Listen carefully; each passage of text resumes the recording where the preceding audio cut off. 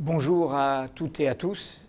Pardon de ne pas pouvoir être parmi vous, mais des obligations familiales impératives me retiennent à Paris.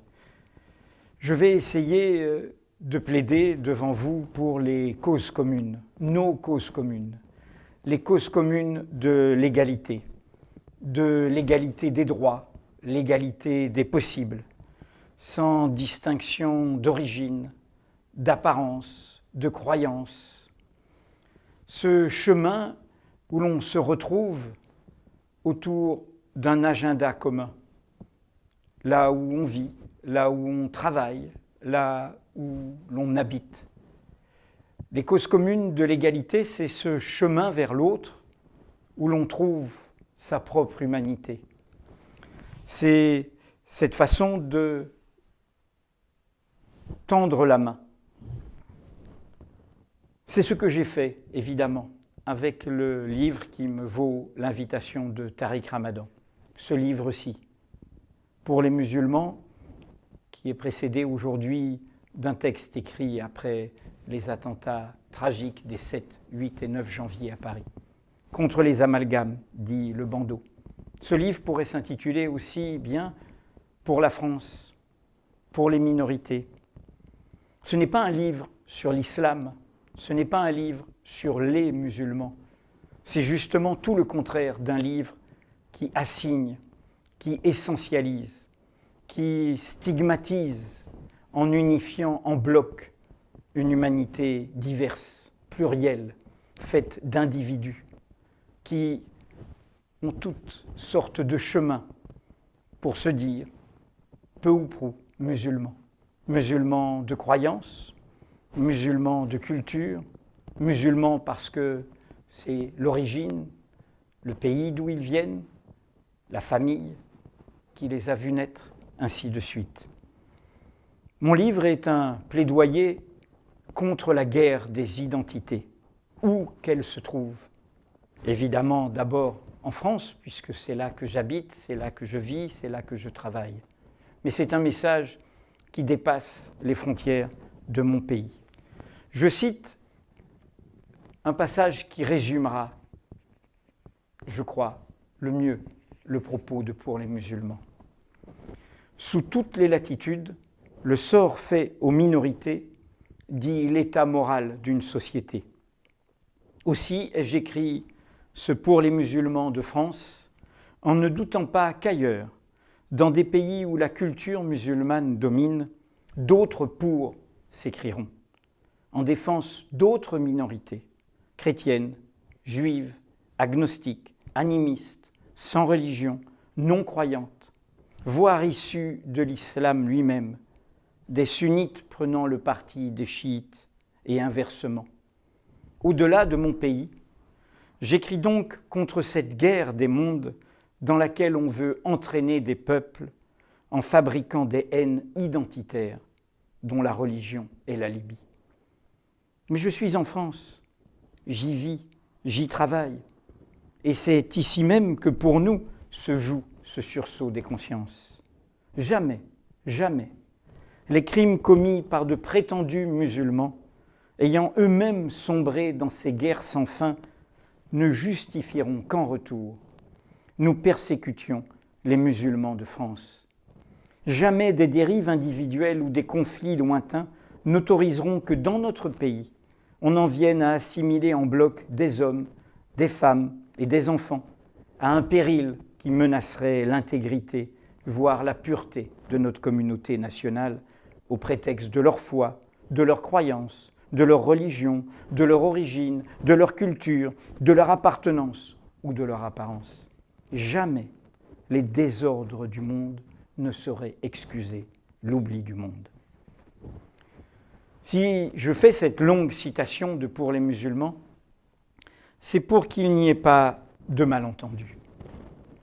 Si tous ceux qui se sont retrouvés autour de ce livre dans la diversité de leurs appartenances se disent simplement « Tiens, avec Edoui Plenel, nous avons un nouvel ami, un ami rare, un ami car il en manque », eh bien, dans ce cas-là, mon message n'aura pas été entendu. car ce livre est aussi un appel à tous les musulmans de France et d'Europe dans leur diversité, dans leur pluralité, dans leur richesse, à ne pas simplement chercher ce qui est en miroir, ce qui leur ressemble, ceux qui pensent ou ressentent pareil, à ne pas prendre ce mauvais chemin qui est l'envers même de la politique au sens du bien commun, qui est le renoncement à une véritable citoyenneté, qui est donc le chemin de la victimisation. Ce chemin où, à force de macérer ces humiliations, ces blessures, on en vient à épouser ce renoncement qui a pour nom le ressentiment. Et le ressentiment peut, vous le savez, conduire à des chemins de perdition qui peuvent, loin d'être des chemins de liberté, être des chemins profondément totalitaires, de renoncement au bien commun, de haine de l'autre. Et donc, mon plaidoyer, c'est de dire à vous tous et à tous les musulmans de mon pays, dans leur diversité, je le répète, de culture, de croyances, d'origine, qu'ils ont rendez-vous avec leur citoyenneté. Mon plaidoyer, c'est pour qu'ils puissent être tout simplement français et musulmans, musulmans et français, pas l'un sans l'autre, pas l'un contre l'autre, pas l'un au-dessus de l'autre, pas l'un malgré l'autre. Qu'ils aient cette fierté d'une citoyenneté assumée dans la pluralité de leur identité, de la même manière que nous l'avons obtenu en Europe pour nos compatriotes de culture, de croyance ou d'origine juive. Sous le poids de la mémoire du crime des crimes, du crime de génocide, du crime contre l'humanité, de ce que l'on nomme depuis la Shoah, nous avons obtenu que nos compatriotes juifs puissent avoir cette fierté-là. Être juifs et français, pas l'un sans l'autre, pas l'un contre l'autre, pas l'un malgré l'autre. Je ne fais que réclamer la même égalité pour nos compatriotes musulmans comme pour toute minorité de culture ou de croyance. L'islam appartient à la France.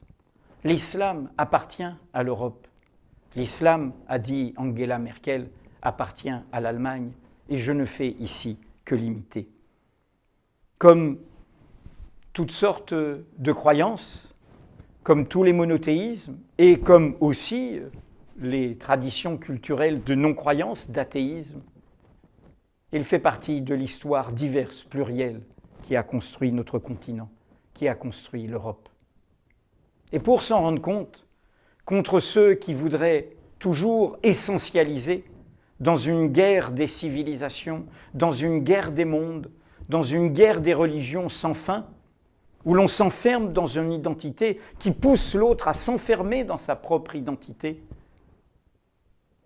Pour le dire, pour l'affirmer, il suffit de se souvenir des victimes des attentats de Paris des 7, 8 et 9 janvier, auxquels il faut évidemment, ils ont payé leurs crimes de leur vie, ajouter, parce que ce sont aussi des enfants de nos sociétés, des enfants perdus, les 3 assassins, les 3 terroristes.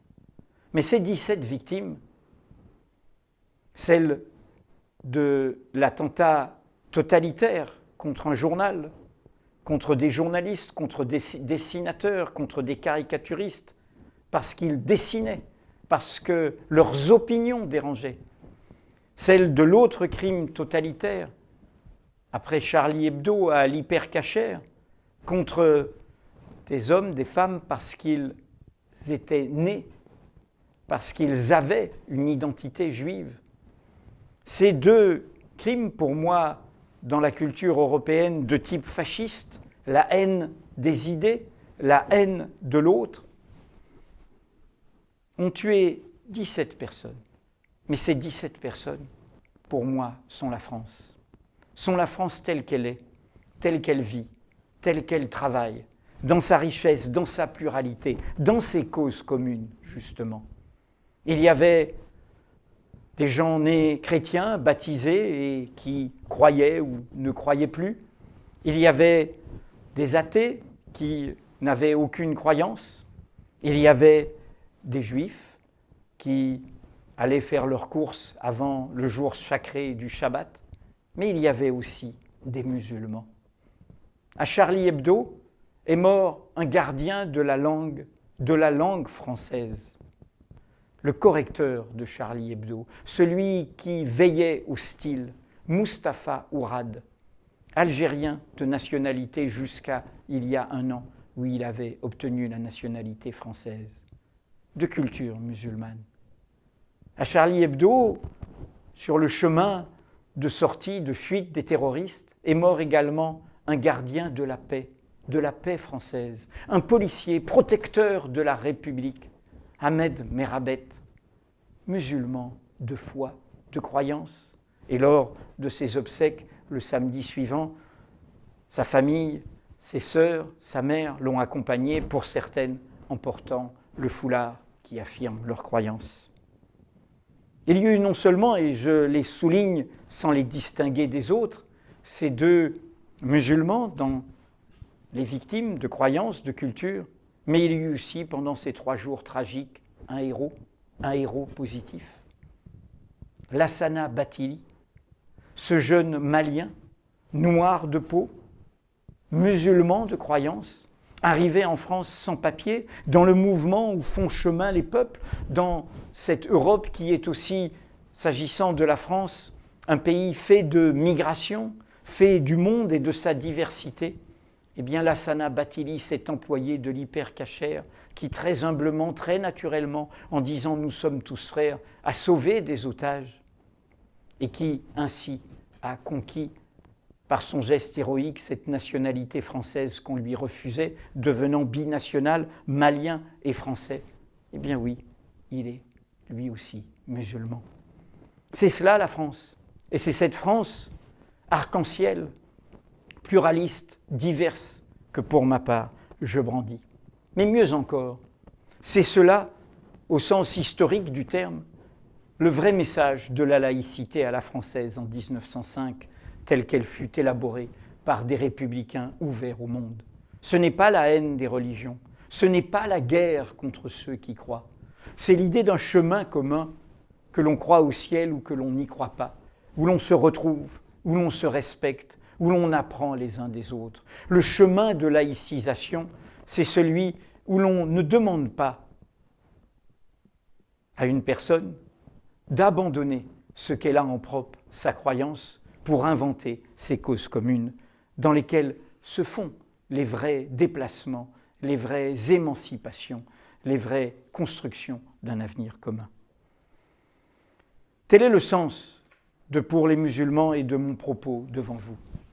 Un plaidoyer contre la guerre des identités, où qu'elle se trouve, où qu'elle nous entraîne, dans quelque gouffre qu'elle nous entraîne.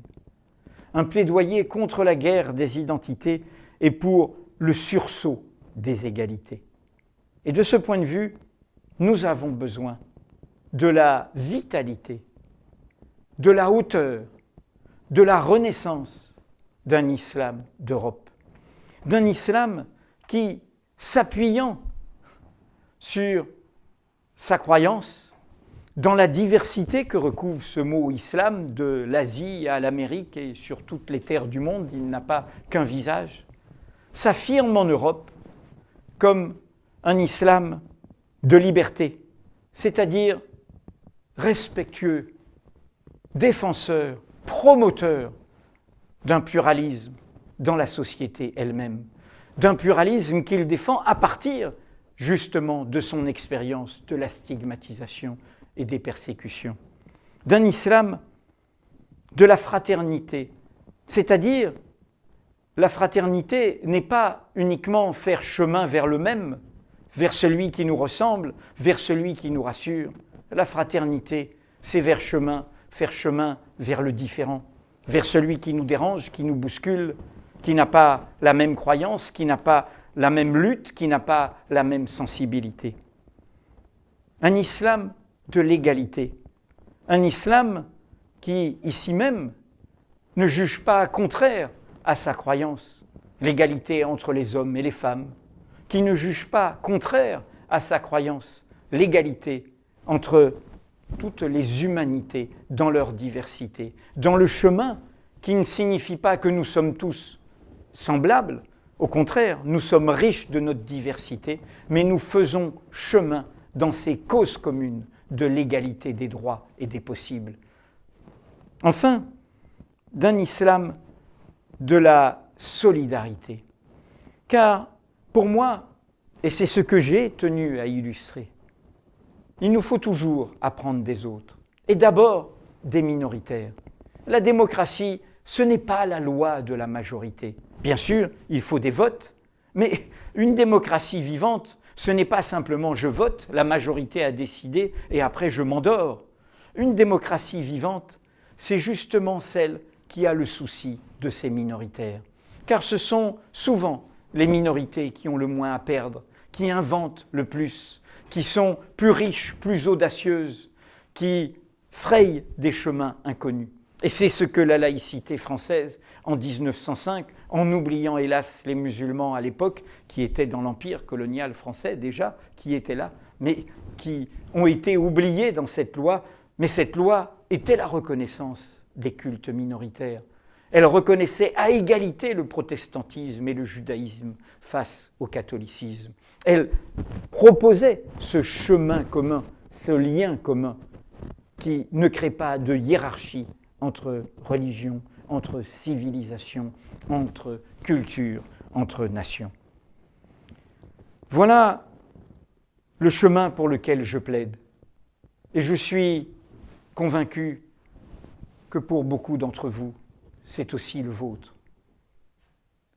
Celui de ceux qui savent qu'il faut aussi un débat sur ce pluralisme au sein de l'islam, qu'il faut aussi ce débat sur des consciences critiques qui ébranlent des dogmatismes, des sectarismes, voire des totalitarismes qui se revendiquent indûment de l'islam.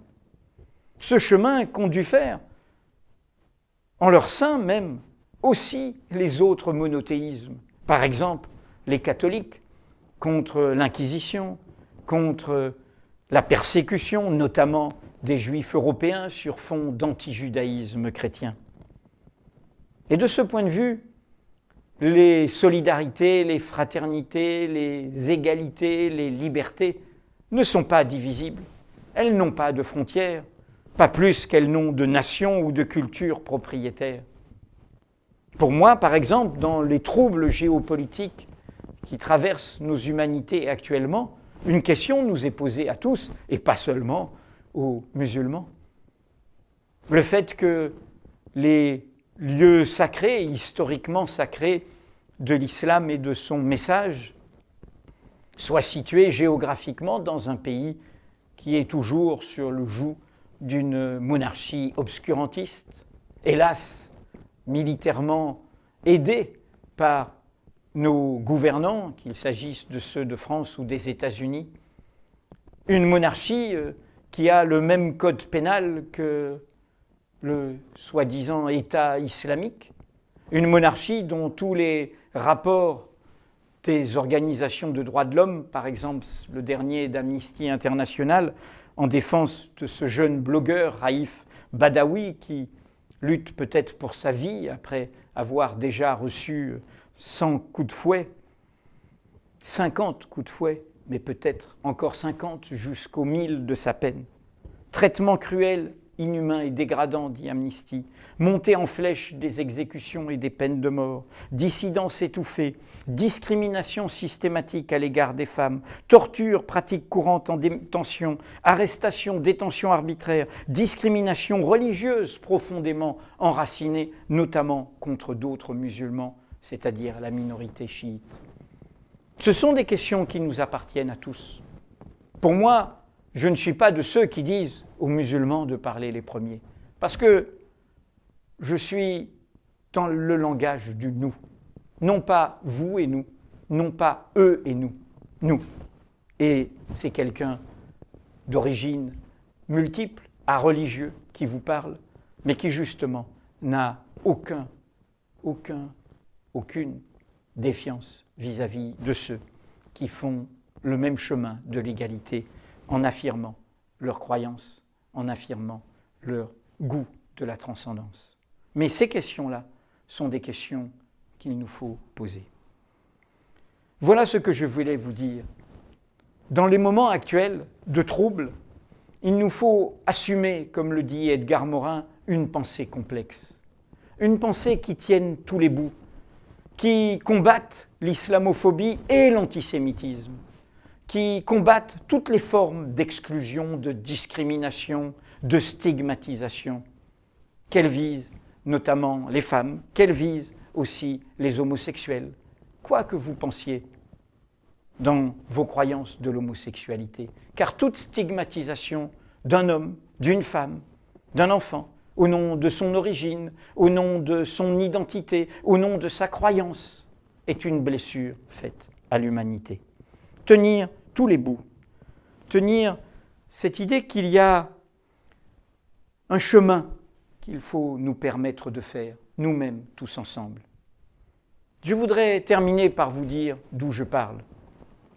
Je vous ai dit que je suis areligieux, façon de dire que je n'ai pas de mépris pour les croyances, mais que pour ma part, je n'en épouse aucune, bien que issu d'un père élevé dans le catholicisme, d'une mère grandie dans le protestantisme, mais je suis aussi façonné des Caraïbes de mon enfance, le lieu du métissage, du brassage des identités, de l'Algérie de ma jeunesse, où j'ai fait la connaissance d'un islam ouvert aux autres, sans sectarisme, et aussi du judaïsme, issu de la famille d'immigration de mon épouse, issu des persécutions dont ont été victimes les Juifs en Europe.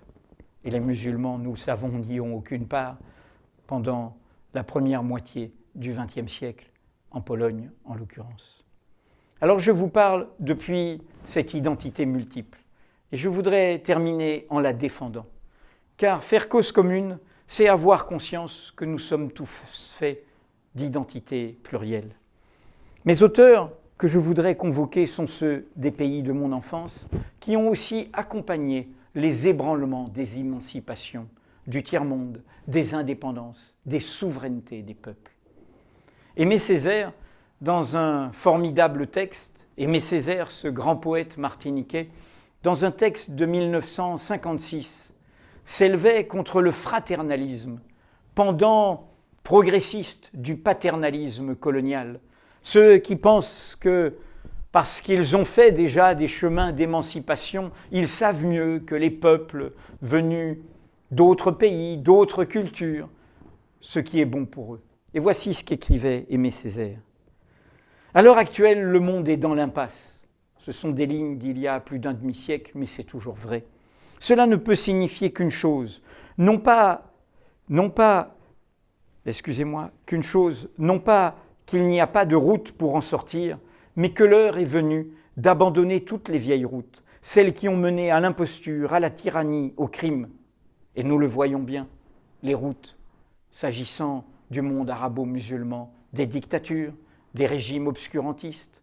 Et c'est bien le signe qu'ont lancé les peuples à partir du peuple tunisien en s'ébranlant en 2011, avec des idéaux de liberté, de justice, de paix. Et nous vivons évidemment aussi des temps de contre-révolution par rapport à ce chemin qui s'ouvrait à ce moment-là à partir de la Tunisie et qui a ébranlé tous les peuples de la région. Et Césaire poursuit. C'est assez dire que pour notre part, nous ne voulons plus nous contenter d'assister à la politique des autres, au piétinement des autres, aux combinaisons des autres, au rafistolage de conscience ou à la casuistique des autres. L'heure de nous-mêmes a sonné. Aimé Césaire, donc. Et lui fait écho, à la même époque, un autre auteur qui est Frantz Fanon. Cet auteur qui, venu de la Martinique, a épousé les combats de la France libre contre le nazisme, contre le fascisme, contre le totalitarisme, et qui ensuite, faisant chemin, a épousé le combat de l'indépendance algérienne. Frantz Fanon, l'universel, car connu dans le monde entier, auteur des damnés de la terre. Dans son premier livre, il illustre ce message que je veux délivrer devant vous, ce message des causes communes. Il l'exprime à partir de son expérience, non seulement de colonisés, mais de peuples issus de la traite négrière, issus du chaudron de cette inhumanité, de l'esclavage. Mais que dit-il? Loin de vivre dans le ressentiment, loin d'être prisonnier du souvenir de l'esclavage de ses pères, comme dit-il. Voici ce qu'il écrivait en 1952. Moi, l'homme de couleur, je ne veux qu'une chose, que jamais l'instrument ne domine l'homme, que cesse à jamais l'asservissement de l'homme par l'homme, c'est-à-dire de moi par un autre, qu'il me soit permis de découvrir et de vouloir l'homme où qu'il se trouve. Supériorité? Infériorité? Fanon posait la question par rapport à cette idée que des nations, des peuples, des cultures, des civilisations, des religions seraient supérieures aux autres. Pourquoi? Disait-il en répondant par la négative, pourquoi tout simplement ne pas essayer de trouver l'autre, de sentir l'autre, de me révéler l'autre? Ma liberté ne m'est-elle pas donnée pour édifier le monde du toi, théoi?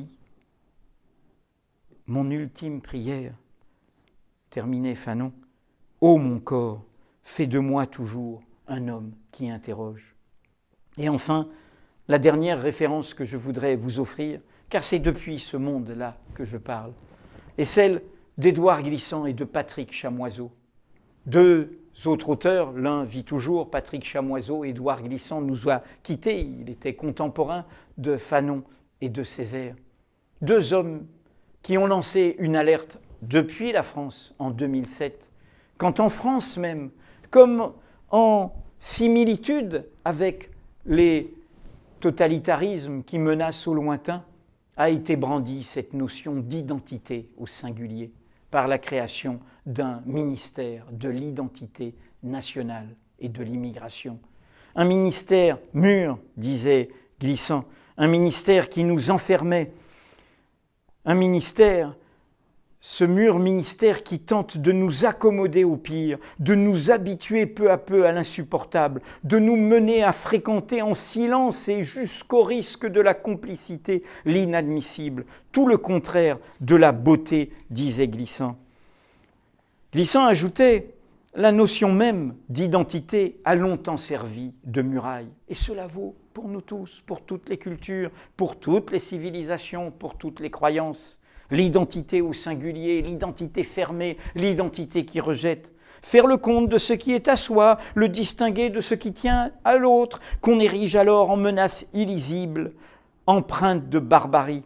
C'est ce mur identitaire, ajoutait-il, qui a donné les éternelles confrontations de peuples, les empires, les expansions coloniales, la traite des nègres, les atrocités de l'esclavage américain, les horreurs impensables de la Shoah et tous les génocides connus et inconnus. Voilà le message essentiel de Glissant et de Chamoiseau, expliquant combien le côté mûr de l'identité, loin de rassurer, sert à une politique raciste, xénophobe, populiste, jusqu'à consternation, et qu'au contraire, notre charge, notre devoir, à nous tous, c'est d'inventer ce temps où le désir de domination, de dicter sa loi, de bâtir son empire, la fierté d'être le plus fort, l'orgueil de détenir la vérité, seront considérés comme un des signes les plus sûrs de la barbarie à l'œuvre dans l'histoire des humanités.